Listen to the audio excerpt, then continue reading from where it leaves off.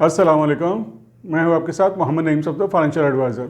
सबसे पहले उन दोस्तों का शुक्रिया जिन्होंने हमारे चैनल को सब्सक्राइब किया, लाइक किया और शेयर किया। और जिन दोस्तों ने अभी तक सब्सक्राइब नहीं किया वो ज़रूर सब्सक्राइब कर लें ताकि हमारी आने वाली वीडियोस उनको मिलती रहें। हमारे चैनल का मकसद इल्म शेयर करना है। हम आपके साथ वो चीज़ें शेयर करना चाहते हैं जिससे आप अपने पैसे और ज़िंदगी दोनों को बेहतर तरीके से मैनेज कर सकें। चलिए चलते हैं आज के हमारे टॉपिक की तरफ। आज का हमारा टॉपिक है बाय अ होम और रेंट अ होम। क्या हमें घर खरीदना चाहिए या किराए पर लेना चाहिए? घर इंसान की बुनियादी ज़रूरतों में से एक ज़रूरत है। हर कोई चाहता है या उसकी ख्वाहिश होती है कि वो अपना घर बनाए और उसके अंदर रहे। अगर तो इंसान के पास सफिशेंट अमाउंट हो, मीन्स इतने पैसे हों कि वो एक साथ घर खरीद सके, फिर तो ये बहस ख़त्म हो जाती है कि आपको किराए पे लेना चाहिए या ख़रीदना चाहिए। फिर तो आसान सा जवाब है कि आपको ख़रीद लेना चाहिए। लेकिन अगर आपके पास सफिशेंट पैसे नहीं हैं, आपके पास इतने पैसे नहीं हैं कि आप एक साथ घर खरीद सकें, तो फिर ऑप्शन बचता है कि आप कुछ पैसा बैंक से लोन लें या आप किराए पर रहें। तो जब आप बैंक से लोन लेते हैं तो आपको इंटरेस्ट की अमाउंट भी देनी होती है। तो इसलिए बहुत सारे लोगों का ये ख्याल होता है कि जो पैसा आप किराए पर दे रहे हो इसका मतलब है कि आप ज़ाया कर रहे हो। लेकिन जो पैसा आप बैंक को इंटरेस्ट में दे रहे हो और साथ में आप अपनी प्रॉपर्टी बना रहे हो, तो उन लोगों का ख्याल है कि ये ऑप्शन ज़्यादा बेटर है कि अगर आप घर को ख़रीदें। चलिए चलते हैं, इसके हम मज़ीद कुछ पहलू देखते हैं। आइए सबसे पहले देखते हैं कि घर खरीदने के क्या फ़ायदे हो सकते हैं।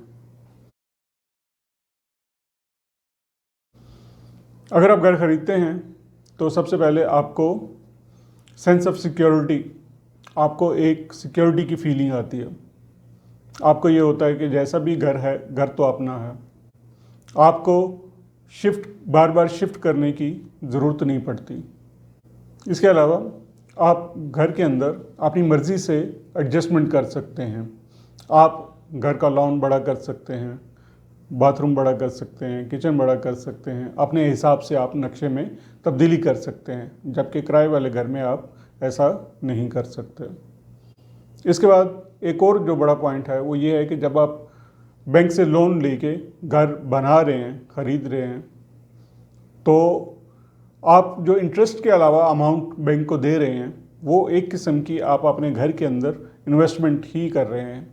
जैसे ही लोन आपका कंप्लीट हो जाएगा, इंटरेस्ट अमाउंट के साथ में आप रिटर्न कर देंगे तो आपकी एक प्रॉपर्टी बन जाएगी, जबकि किराए वाले मकान में ऐसा नहीं होता। जब आप घर खरीदते हैं कर्ज लेकर या बैंक से लोन लेकर, तो अमूमन 20% अमाउंट आप जमा करवाते हो और 80% अमाउंट जो है वो किस्तें करवाते हो। तो वो जो 20% अमाउंट है वो भी एक अच्छी खासी अमाउंट होती है। जो 80% अमाउंट आप कर्ज लेते हैं उसके ऊपर आपको इंटरेस्ट भी देना होता है और ये इंटरेस्ट की अमाउंट भी अच्छी खासी होती है। इसके अलावा आपको प्रॉपर्टी टैक्स देना होता है। इसके अलावा एजेंट्स की कमीशन होती है। इसके अलावा अगर प्रॉपर्टी की इंश्योरेंस है तो उसका पैसा भी आपको देना होता है। इसके अलावा घर की मेंटेनेंस होती है। मेंटेनेंस में बाद दफ़ा पेंट, सैनिटरी और दूसरे आइटम्स होते हैं जो आपने करने होते हैं। बाद दफ़ा सडन मेंटेनेंस घर की आ जाती है जो आपका बजट हिला के रख देती है। ये वो चंद पॉइंट्स थे जो घर ख़रीदते वक्त या जब आप ख़रीदते हैं तो उसके साथ आपको करने पड़ते हैं। अभी हम देखते हैं कि जब आप घर किराए पर लेते हैं तो आपको क्या क्या फ़ायदे हो सकते हैं या कौन कौन से पॉइंट्स आपको मद्देनज़र रखने चाहिए।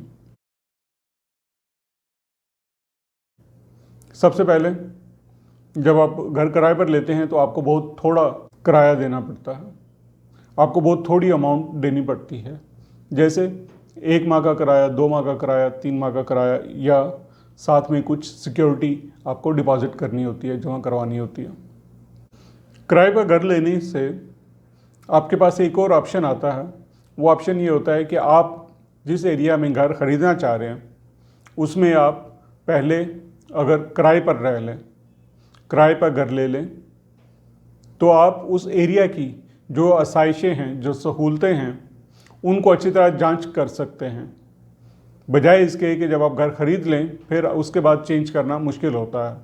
लेकिन अगर आपने घर किराए पर लिया हुआ है तो आप उस एरिया की आसाइशों को जांच के, देख के, 6 महीना इस्तेमाल करके आपको एरिया का अच्छी तरह अंदाज़ा हो जाता है। और अगर आप सेटिस्फाई हैं तो आप उधर ख़रीद भी सकते हैं, लेकिन अगर आप सेटिस्फाई नहीं हैं तो आपके पास ये ऑप्शन होता है कि आप कोई और एरिया चेंज कर लें, आप अपना घर किसी और जगह पर ले लें।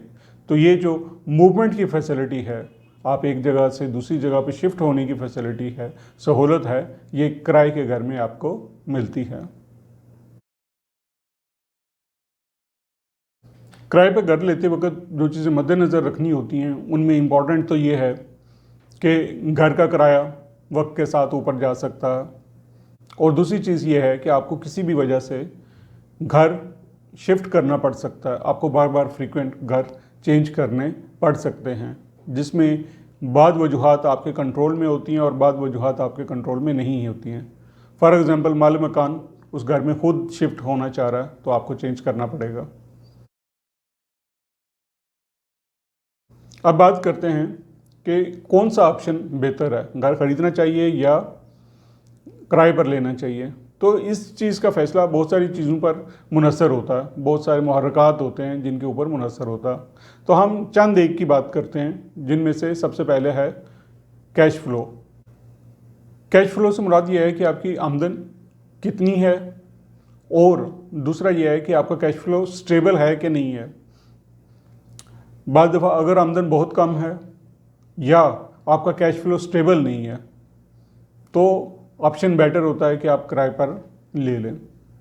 इसके बाद एक पॉइंट है अपॉर्चुनिटी कॉस्ट। आप देखते हैं कि जो पैसा हमने घर ख़रीदने के लिए लगाना है, अगर हम यही पैसा किसी और जगह पर इन्वेस्ट करते हैं तो वहाँ पे हम कितना प्रॉफिट जनरेट कर सकते हैं, कितना फ़ायदा उठा सकते हैं।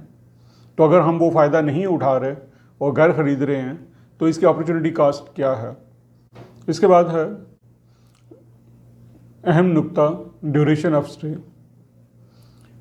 बहुत दफ़ा ऐसा होता है कि आपकी जो जॉब है वो मुस्तकिल नहीं होती, या फिर ऐसी जॉब होती है कि आपको मुख्तलिफ़ सिटीज़ में रहना पड़ता है वक्त के साथ साथ। और अगर आपका ड्यूरेशन ऑफ स्टे, आपका मुद्दत जितना आपने एक सिटी में रहना है, एक शहर में रहना है, वो कम है, 1 साल से कम है, 2 साल से कम है, तो किराए का ऑप्शन बेटर रहता है। लेकिन अगर आपका स्टे जो है वो लॉन्ग है, 20 साल 25 साल, तो फिर घर खरीदने वाला ऑप्शन ज़्यादा बेटर कंसिडर किया जाता है। जी दोस्तों, तो ये थे वो चंद पॉइंट्स जो आपको ये फैसला करने में मदद करेंगे कि आपको घर खरीदना चाहिए या किराए पर लेना चाहिए। आज की वीडियो में इतना ही। इंशाल्लाह फिर हाजिर होंगे एक नई वीडियो के साथ। अगर आपको हमारी वीडियोस अच्छी लगी तो ज़रूर सब्सक्राइब करें, लाइक करें और शेयर करें, और कमेंट सेक्शन में अपनी राय का इजहार करें। Thanks for watching. अल्लाह हाफिज़।